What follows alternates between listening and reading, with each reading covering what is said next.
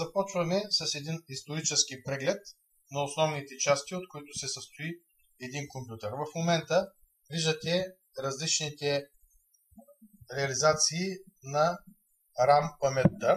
Това е една от най-важните памети. Знаете, че паметта на компютъра се състои от постоянна памет, или така наречената ROM памет, Read-Only Memory, и памет Random Access Memory, в която може да се пише и да се чете. Като погледнем еволюцията на RAM паметите, ние започваме с така наречената EDO памет, която е характерна за първите компютри и при която имаме много малък обем. Ето тук горе е показана еволюцията на по-съвременните памети. Най-отгоре имаме SDRAM памет, по средата имаме DDR1 памет и тук долу имаме DDR2 памет и тук отгоре имаме DDR3 памет.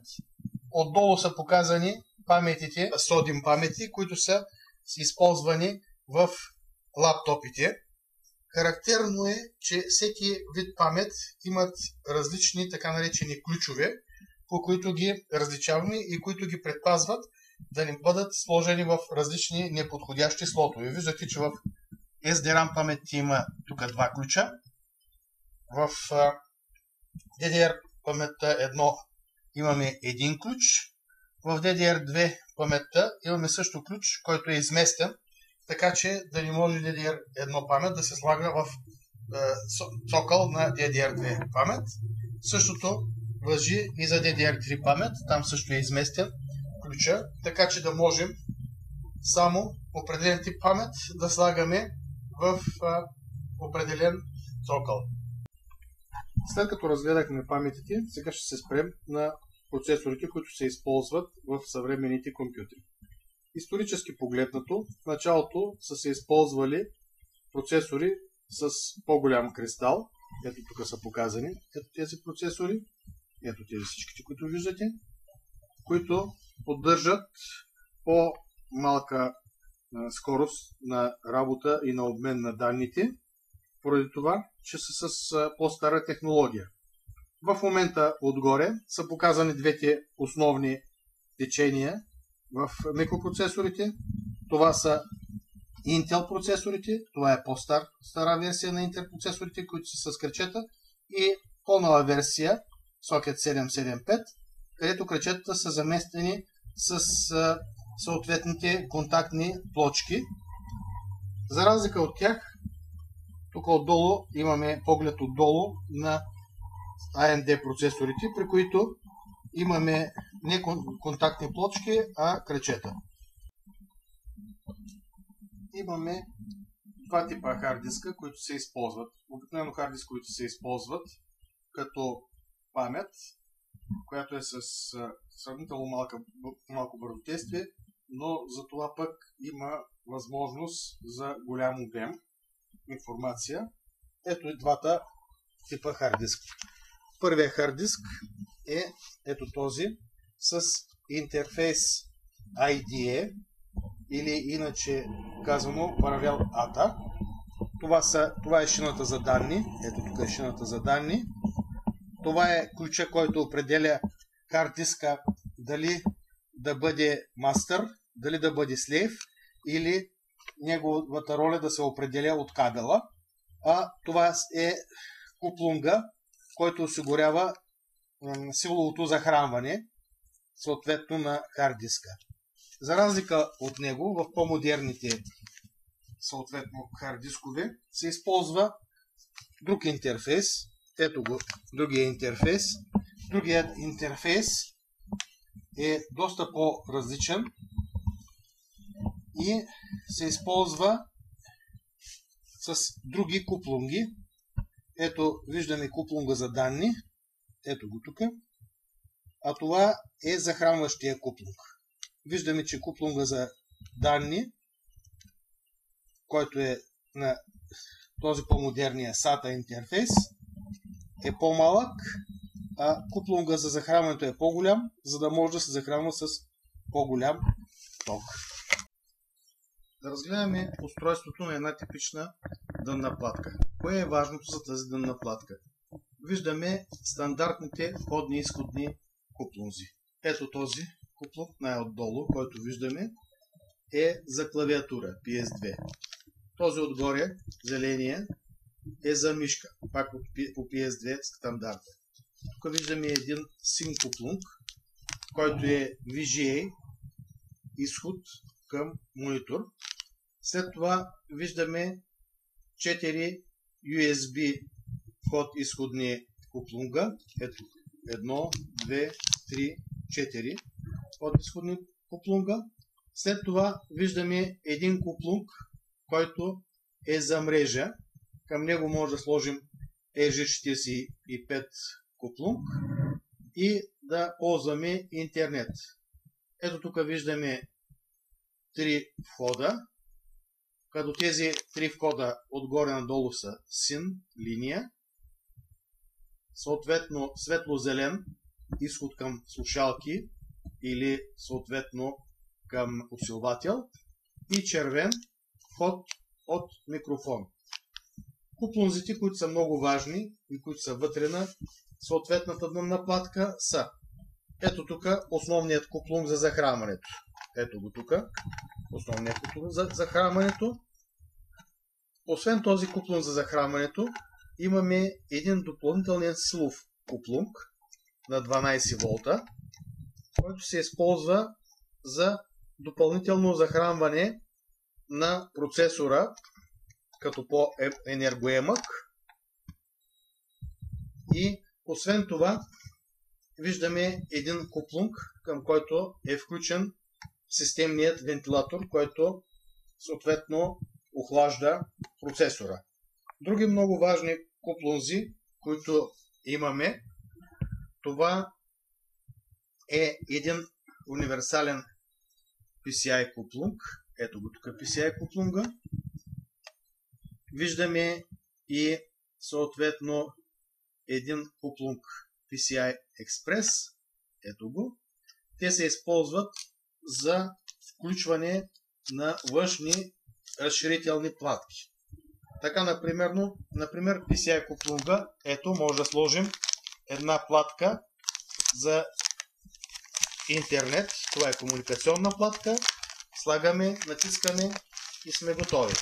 Ето една комуникационна платка. Освен това може да сложим и други платки. Примерно да кажем видеокарта. PCI Express куплунга се използва обикновено за видеокарти. Ето една видеокарта, която използва PCI Express куплунга. Поставя се по този начин.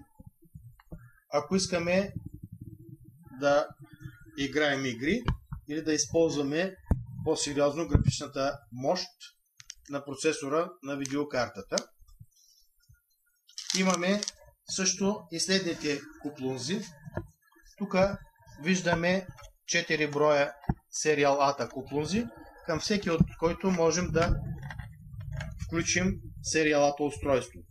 Независимо дали това Serial ATA устройство ще бъде хард диск или съответно DVD устройство или някакво друго устройство, примерно мишка, клавиатура. Това се опознава и се поддържа от драйверите. И в новите от нашите дънни платки има и куплунг с интерфейс LPT, който, ето този куплунг, който поддържа по-старите принтери. Те имат такъв интерфейс. Също така, много важно е, че имаме и два допълнителни USB интерфейса. Ето двата допълнителни USB интерфейса, които се включват обикновено към предния панел на кутията, за да ни бъде по-удобно. Не на последно място са куплунзите, които се включва, към които се поставят плочките с RAM паметта. Ето, RAM паметта се поставя. Ето е RAM паметта. Ето е тук.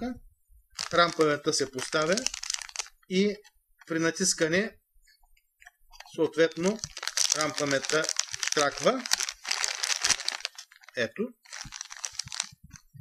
И е готова за употреба.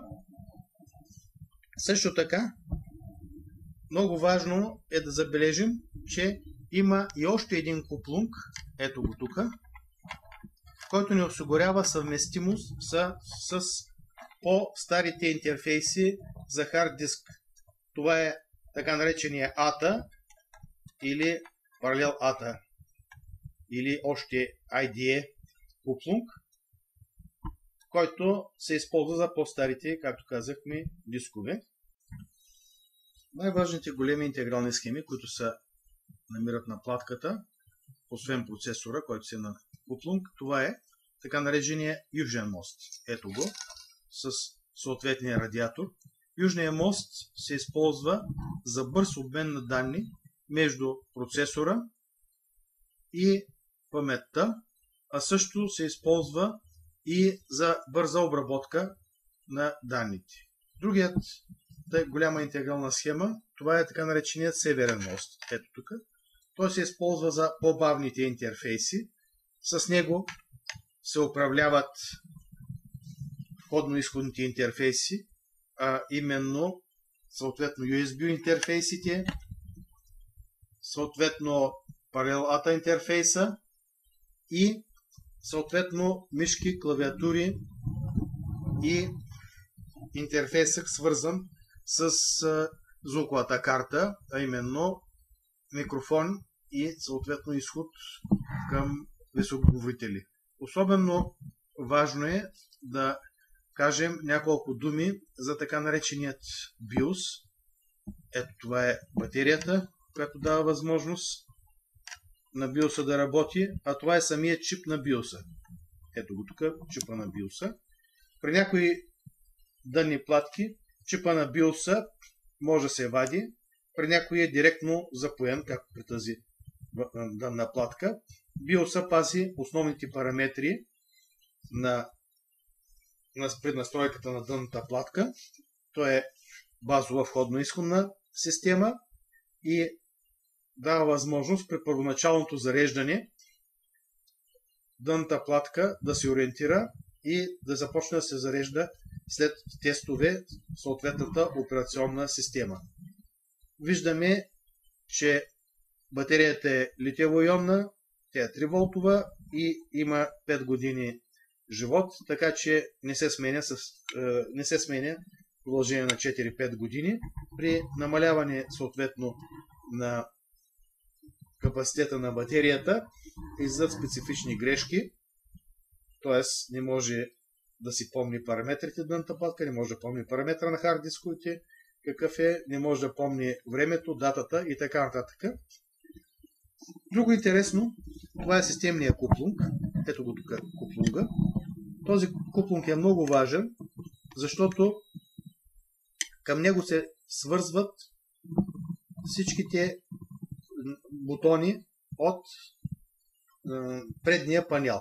Това е ето тук, това е бутона за включване на компютъра, бутона за резет и съответно светодиодите, с които се свързва хард диска и захранването. И по този начин може да се контролира работата на целия компютър.